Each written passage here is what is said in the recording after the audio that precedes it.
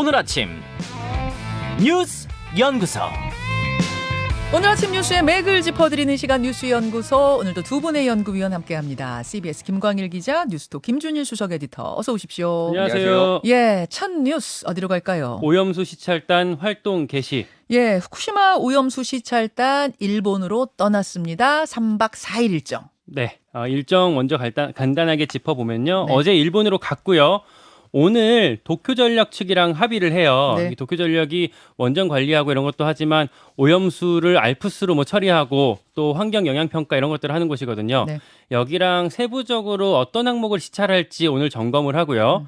내일과 모레 이틀 동안 현장 시찰을 합니다. 네. 그리고 나서 25일 목요일 날 이제 도쿄전력 쪽이랑 질의응답하면서 마무리하게 됩니다. 그렇죠. 이번에 제일 화제인 게 민간 전문가가 배제가 됐어요.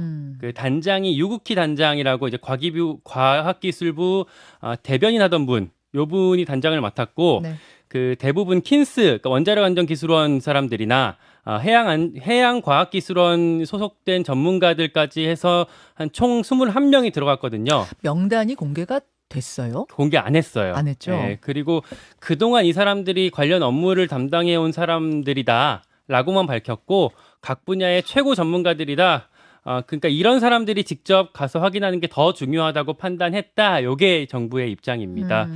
해서 뭐 원자력 안전 전문가들을 좀 취재해봤는데 네. 나오는 얘기가 정부의 의도와 목적에 맞출 수 있는 조직으로 구성됐다. 그러니까 그 정부 소속이기도 하지만 특히 또 킨스 원자력안전기술원 사람들이 들어갔잖아요. 예, 예. 이분들이 있기 때문에 애초에 좀 원전 쪽에 유리하게 평가하는 그런 기조가 이번에도 나올 것이다 이런 예측을 하더라고요. 그러니까 약간 비판적인 의견을 가진 한 전문가의 의견은 이렇더라. 예, 뭐 원전 마피아, 뭐 원전 카르텔, 뭐 이런 얘기, 이런 취지의 얘기죠. 그리고 또 이제 하는 지적이 뭐 이분들이 박사학위 같은 걸 갖고 있긴 하지만 뭐 실무 능력이 좀 부족하다라는 지적도 같이 나오고 있습니다. 그리고 포인트가 결국에는 이번에 그 알프스 설비랑 관련한 구체적인 데이터를 받을 수 있을 것인가? 요걸 좀 계속 짚어봐야 될 것 같은데요. 구체적 데이터 예를 들면 어떤 거요? 그러니까 그 오염 처리하는 과정에서 어느 정도의 뭐 그 처리가 실질적으로 가능한지를 그 데이터를 받아야 한다라는 건데 예를 들면 알프스에 들어가기 전과 후에 방사성 동위 원소가 뭐 어떤 식으로 바뀌었는지, 예. 뭐만 남았는지 뭐 이런 데이터를 좀 우리가 받고 싶다. 그렇죠. 그런 것들을 봐야 되는데 지금으로서는 어렵다라는 얘기가 대체적으로 많고요. 내일 이제 알프스 설비 점검을 한다고는 하는데 그 데이터까지 받을 수는 있을지는 좀 미지수인 것 같아요. 그러나 그 과정이라도, 그러니까 우리가 어떤 데이터를 그 요구했고 일본이 어떤 데이터까지만 받아들였고 이런 정도는 좀 우리가 봐야 되지 않겠냐.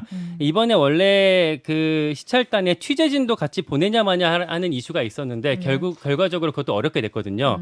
그러니까 뭐 취재진에 대한 피폭 우려, 뭐 안전성에 대한 문제가 있다라고 정부에서 설명을 하긴 했는데 어쨌든 다녀온 뒤에 혹은 그 과정에서라도 우리가 직접 볼 수는 없겠지만 그 데이터에 요구됐고 어떤 것들을 받았는지 정도는 체크를 해봐야 될 것 같습니다. 예, 김준일 에디터. 네. 시찰이 이제 시작이 됩니다. 뭐 주목해볼 부분 더 어떤 게 있을까요? 일단 지난주에 이제 뭐그 토론이 있었잖아요. 서균열 교수하고 이제 강경욱 교수. 예, 두 분. 뉴스쇼 토론. 저도 굉장히 잘 들었는데 그때 이제 대충 얘기가 나왔고 제가 그때 안 나온 얘기들을 좀 말씀을 드리면은 네. 지금 그러니까 이 데브리 핵 잔해가 있잖아요. 지금 그거를 이제 뜨겁기 때문에 계속 물로 식히거든요. 그렇죠. 그리고 또 하나는 그냥 지하수가 흐르는데 이게 이제 계속 이제 오염이 돼가지고 그거를 저장하는 거예요. 이게 너무 감당할 수 없는 양이 일본에서 지금 나오고 있으니까 하루에 많을 때는 180톤까지 나왔고 지금도 한 100톤 정도 나오고 있거든요. 매일같이. 그러니까 네. 일본이 지금 어떻게 하고 있냐면은 오염수를 다시 식히는 데 씁니다.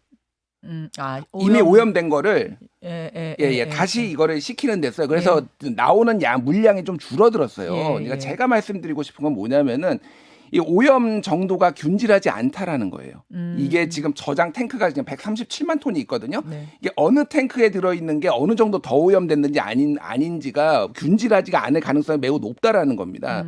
그래서 이거에서 민간 전문가들이 얘기를 하는 거는 이거 무작위 추출, 표본 추출해가지고 우리가 해봐야 된다라고 얘기를 하는 게 어떤 데는 깨끗할 수 있고 어떤 데는 깨끗하지 않을 수가 있는가. 오염이 다 제거됐을 수가 아닐 수가 있다라는 거예요. 그래서 그것들을 얘기를 했는데 그것들이 이제 다 받아들여지지 않은 거죠. 그러니까 이게 정부가 이거를 다 시찰을 하고 나서 이제 그거에 대해서 안전성을 얘기했을 때 얼마나 우리가 국민들이 또 믿을 수 있느냐. 뭐 이런 부분들이 좀 남을 것 같아요. 뭐 이게 정치 쟁점화까지 돼버려가지고 민주당에서는 주말에 이제 집회 열고 네. 뭐 이건 뭐 정부 당국자들이 마셔라 그럼 그렇게 안전하면은 그리고 그 영국의 옥스포드 대학교 그 뭐 교수 초청해가지고 뭐 이제 마셔도 나는 마시겠다 뭐 이런 얘기 하니까 그런 얘기들이 나오니까 화장실 물이 깨끗하다고 마시는 건 아니다. 여당이 뭐 이런 논평 발표했는데 좀 이 보면서 약간 유치하다. 이 그 논쟁들이 좀 유치하다 이런 생각이 들었습니다. 또 하나는 이게 1951년까지 일본이 방류한다는 거거든요. 사실은. 근데 이게 50년에 그 남아있는 데브리 잔해들을 다 제거를 하는 거를 목표로 하고 있는데 제거를 지금까지 못했어요. 12년 동안. 왜냐하면 가까이 다가가면 죽거든요. 사람이. 죽을 정도로 방사능이 높아가지고 로봇을 보냈는데 로봇이 고장나가지고 방사능 때문에. 그럼 그때까지 이거를 할 수 있으니까 이게 뭐냐면은 얼마나 오랫동안 방류해야 될지 모르는 거고 이게 전인미답의 길인 거예요, 사실은. 그러니까 뭐 많은 핵 발전 국가들이 핵 폐기물을 바다에 버린 것도 맞지만 이렇게 농도가 짙은 거를 오랫동안 버린 적은 없기 때문에 그게 이제 우려가 큰 건데 그 부분에 있어서 이제 해소가 될지 여부가 좀 관건인 것 같아요. 예. 자, 요 이야기는 오늘 뉴스닥에서 또 이 주제로 올라와 있네요. 그때 조금 더 이야기를 나눠보도록 하고 연구소 두 번째 이슈로 갑니다. 김남국 게이트로 파상 공세.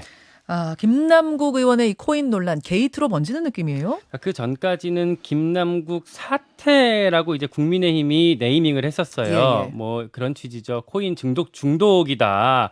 뭐 상임 시간에 거래하고 뭐 이해 충돌이 있다. 이런 얘기들을 많이 하고 있었는데 최근에는 국민의힘이 이거를 대선 자금 세탁 의혹이라고 확전하려고 하고 있습니다. 하태경 의원의 금요일 주장이 눈에 띄던데요.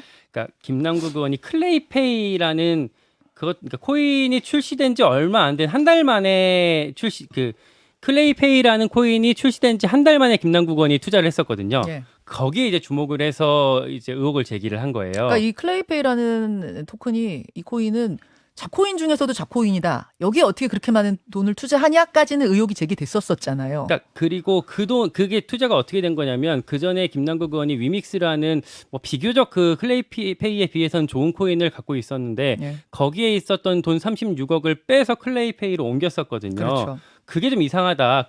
그리고 나서 김남국 의원이 그 투자가 거의 망했거든요. 그 이제 손해를 많이 봤어요. 네.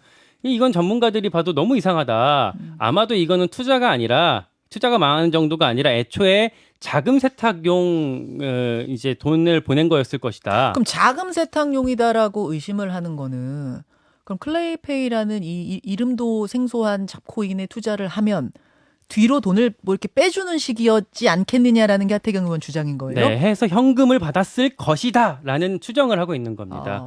뭐 그리고 하태경 의원이 이렇게 의혹을 제기한 뒤에 김기현 국민의힘 대표가 대선용 자금 세탁을 의심할 소지가 충분하다라고 얘기를 했고 윤재욱 원내대표도 부정한 자금 세탁 가능성이 제기된다 이렇게 하면서 얘기를 더 키웠어요. 네. 여기에 대해서 이제 민주당이 이제 대응을 어떻게 하냐가 또 이제 관심이었는데 사실 민주당은 요것과 김남국 코인 관련해서 아예 얘기를 안 하고 있습니다.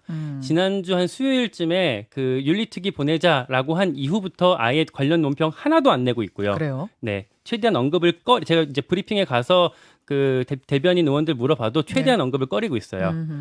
그래서 이제 김남국 의원이 예전에 해명했던 걸 좀 찾아보니까 뭐 이런 내용 정도는 있더라고요. 그러니까 그 당시에 그러니까 대선 때 내가 현금으로 출금했던 거 ATM에서 이체했던 거는 440만 원밖에 없다라고 했던 게 있었고 그리고 자금 세탁을 내가 한다고 한다면 그렇게 뭐 기록에 남는 방식으로 할 이유가 있냐라는 얘기 정도로 항변을 예전에 했었습니다.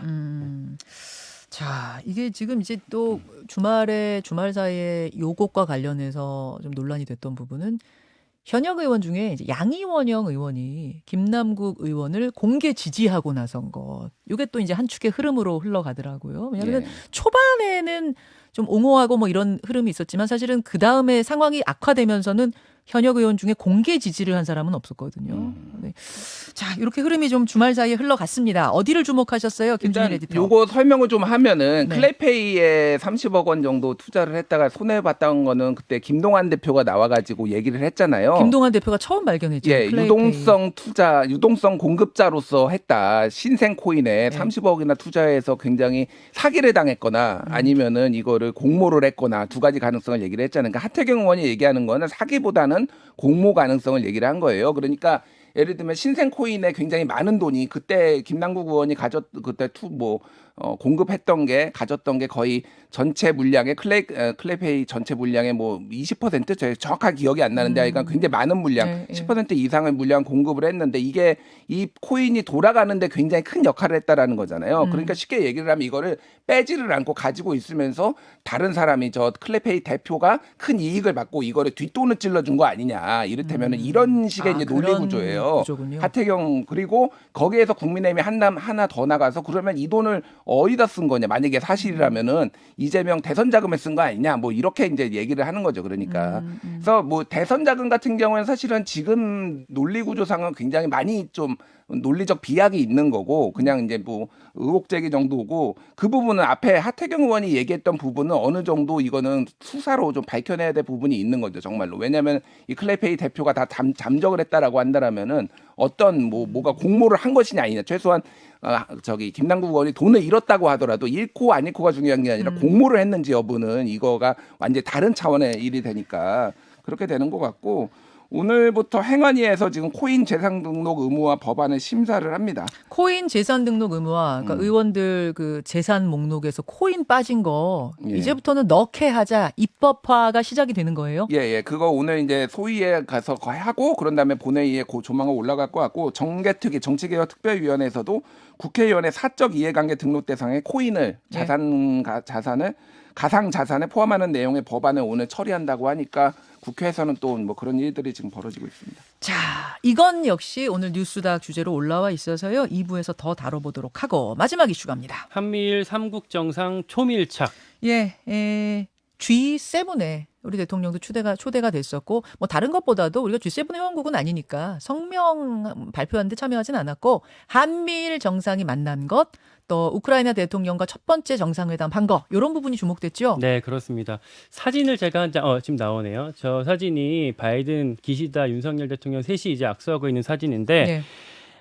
요게 이제 초밀착이라고 많이 풀이가 돼요. 사실 요거는 한 2분 정도 짧게. 근데 한미일 정상회담 있을 거라고 해서 저는 좀 앉아서 제대로 길게 하는 건 줄 알았는데 2분 네. 스탠딩 환담이었어요. 악수하고 그냥 말았고, 근데 그럼에도 불구하고 이게 뭐 북한이나 중국한테 주는 메시지 자체는 이제 확실할 거예요. 예. 그리고 이게 결국엔 애초 바이든이 전체적으로 만들고 싶은 그림이었을 겁니다. 앞에도 말씀드렸지만 후쿠시마에 시찰단 보내고 뭐 예전에 뭐 강제동원 해법 내고 다 이런 것들이 요 삼국 공조를 위한 빌드업이었다라는 게 중론이고요. 빌드업. 어제 윤석열 대통령이랑 기시다 총리가 그 한국인 원폭 희생자 위령비도 공동 참배했잖아요. 예. 뭐 그 자체로도 의미가 없다고 할 수 없지만 삼국 공조의 일환이라고도 볼 수가 있겠습니다.